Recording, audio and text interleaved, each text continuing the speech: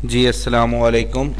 आज हमारा MX Excel का 11वां लेक्चर है और इस 11th लेक्चर में हम सीखेंगे एमएक्स एक्सेल में अपनी शीट के अंदर टेक्स्ट को इंसर्ट करना।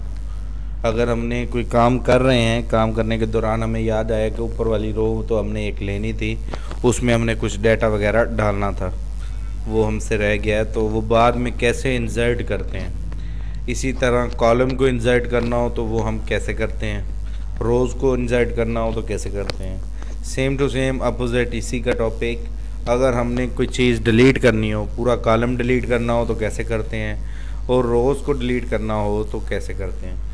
तो सबसे पहले हम अपनी एमएक्स एक्सेल की शीट खोल लेंगे। तो ये हमारी एमएक्स एक्सेल की शीट खुल चुकी है जिसमें अब हम काम कर रहे हैं।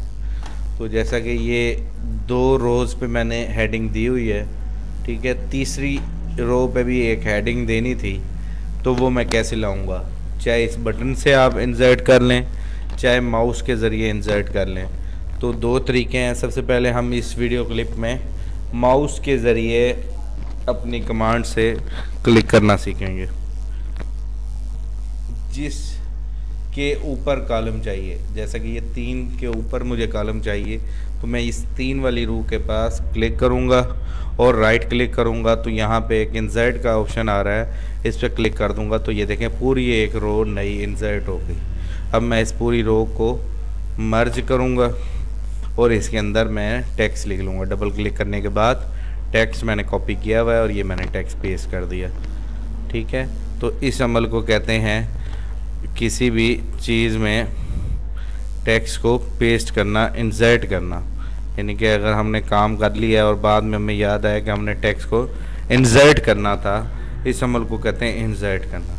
सेम टू सेम अगर हमने किसी नेम फादर, अब इसमें फादर नेम लिखना था, ये जी से इस तरफ दाएं जानब सी और जी के दरमियान एक और कॉलम हमें चाहिए, ठीक है।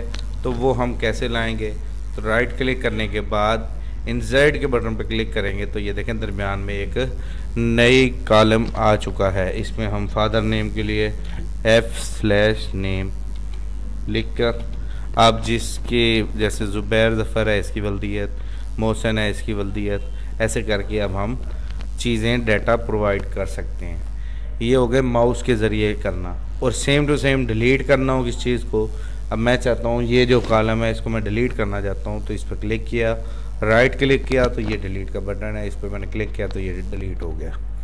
इसे कहते हैं कॉलम डिलीट करना। रो को डिलीट करना हो तो ऐसे ही रो नंबर 3 को मैंने क्लिक किया और राइट क्लिक किया और ये डिलीट के बटन पर क्लिक किया तो ये डिलीट हो गया।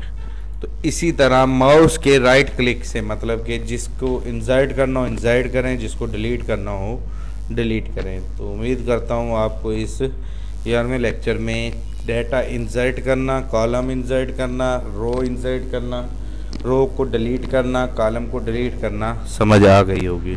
जज़ाकल्लाह। मोहम्मद अली रज़ा।